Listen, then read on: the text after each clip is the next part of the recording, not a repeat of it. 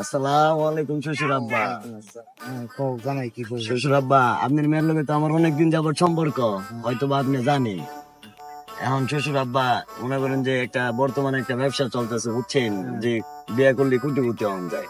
এখন শ্বশুর আব্বা, আর আপনি যেমনি আপনার মেয়ের আমার বিয়ে দেন, আপনি কেমনে বড় লোক করার লাগে, আর আমি কেমনে কোটিপতি হই, এটা আপনার আমি করে দেবো, চিন্তা করেন না আব্বা। এখন যেমনি যত তাড়াতাড়ি আপনার মেয়ের আমার কাছে বিয়ে দেন। আচ্ছা, এটা কি এমন ব্যবসা একেবারে তুমি রাতারাতি এইরকম কোটিপতি হয়ে যাও? আল্লাহ আব্বা, আপনি জানেন না, ফেসবুকে তো বর্তমানে বউ ব্যবসা চলতেছে, বউ ব্যবসা, ঠিক আছে?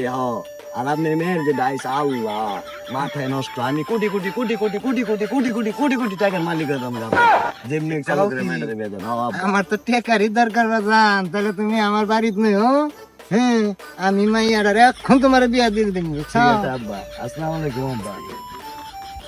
শালার বর্তমানে ফেসবুকে বউ ব্যবসা হইতাছে, হ্যাঁ, বিয়াটা তাইলে চালু করতে হইব কালকেই।